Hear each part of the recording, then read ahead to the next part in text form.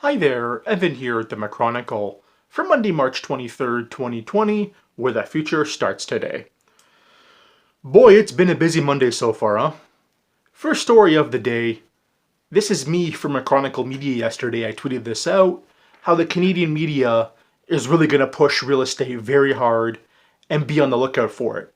In fact, if you were on Twitter yesterday, you already saw this from the typical permabull realtors, permabull brokers, permabull real estate reporters within the media themselves, etc., etc.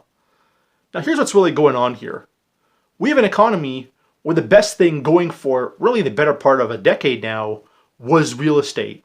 They see what's going on, they're desperate, and they're going to push it as hard as they can to keep it afloat. And also this too. How many realtors, how many brokers, how many people in the fire sector more generally got in the last 5 years, seeing the hot money within it and wanting a little bit for themselves?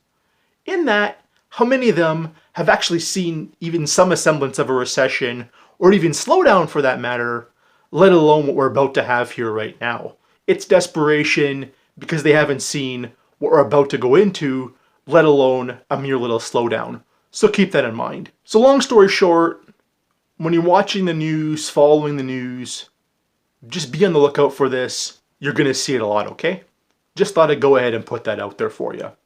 Second thing we're going to cover, I'm personally going to give an update as to where I think the economy's going throughout the rest of 2020 into 2021 also.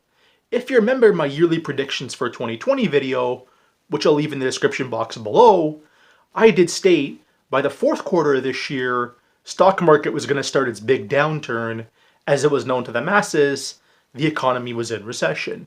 Now we already know the Q1 is going to be negative because of the effect of the virus shutdowns. Q2 is slated to be worse than Q1 because the economy is going to be in a standstill for a vast majority of it because of the effects of the virus shutdowns. Now Morgan Stanley has the most bearish estimate, which is the one I have on screen here. They have a 30% drop in GDP in Q2, again because of the fact that Q2 is going to be shut down for a vast majority because of the virus shutdowns. Now, where do I see the economy headed from here? The reports I see say that the virus is going to be contained probably around June 1st-ish. So what I think is going to happen is, as people slowly go back to work once the virus is contained, you're going to see a pickup then, end of Q2, throughout Q3, probably a bit of Q4 also, as the turnaround comes back in stages. Now why not right away? Why is it going to take a period of time? Or remember, in the sectors that were hardest hit by the virus, remember all their business is booked between 2 and 6 months in advance, so they can only bring workers back as the sales come back. So keep that in mind. Then by the end of Q4, growth's going to turn back down again. The Q4 2020 recession I did state, that is the end of the business cycle. That will play out, virus or not. So here's the thing. End of Q2, Q3, beginning of Q4, you're going to see a growth pickup as everyone, at least who is going to return to work, goes back to work, and you're going to see a growth in income pickup from that, more consumer spending, etc., etc. And then at the end of the Q4, the business cycle ending is going to take over, growth is going to slow back down again, and then Q1, Q2, and Q3 of 2021 are all going to be negative. We're not going to see any meaningful pickup in growth, in my opinion, until the end of 2021. That's my opinion. What do you think? Leave a comment down below. Third story I'm going to cover. A very interesting stat that Capital Economics put out this morning. 3 million people in Canada work in the sectors most affected by the virus shutdown. And remember my last video I covered that 500,000 people in Canada applied for employment insurance last week. By the looks of the data here, that number is going to remain elevated for the very near future. So as you're watching it come in, do go ahead and keep this in mind. Now what I'm overlaying on screen now is what I subtweeted to all this data on McChronicle Media this morning. Now remember the video where I called the peak in Toronto rents about 5 months ago. By the way, borderline the greatest call I ever made here on this channel, but I digress. One of the things I mentioned in that video Now going back to that video, one of the reasons I outlined for the peak was rising unemployment was going to cause a decline in tenant quality.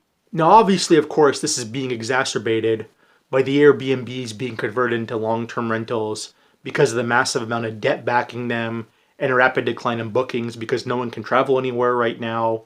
And then there's the other factor where with the rapid rise in unemployment, the rapid loss in income, tenants are no longer going to make rent on April 1st. Landlords are now hearing this. Many landlords, of course, have backed their investments with a massive amount of debt and can't afford to have their tenant even miss one payment. So you're going to see those units hit the market over the next couple of months. But with all other things being considered, do keep in mind, rising unemployment means declining tenant quality, which means declining rents. That's the main point here. And our last story of the day, the Federal Reserve has officially thrown the kitchen sink at this market. Now, if you follow Gregory Mannarino, you'll know the ultimate game plan is for the Federal Reserve, other central banks around the world, to go ahead and own it all. Now they're basically out in the open with that. And Jim Bianco outlines it perfectly on here, and this is the way they're using to go ahead and bypass Congress. The Fed puts everything into a special purpose vehicle, SPV, sends that off to the Treasury, and the Treasury is the one who goes ahead and does all the buying. Look, Chris Cole put this tweet out last week. It still stands quite well by the looks of it. Rest in peace, Fed put. And he's talking about the markets, of course. The market was down 11% last week. Market is down, as of filming this, around 1 o'clock on Monday. It's going to be interesting to see what happens here over the next couple of weeks. I still think there's more downside left. It still looks like there's more downside left. But again, keep an eye on those markets. That's all I'm going to say. Smash that like button, leave a comment, subscribe, follow both my accounts on Twitter, and as always, as I promised to have my face on screen more going forward, my name is Evan. This is the Macronicle, where the future starts today.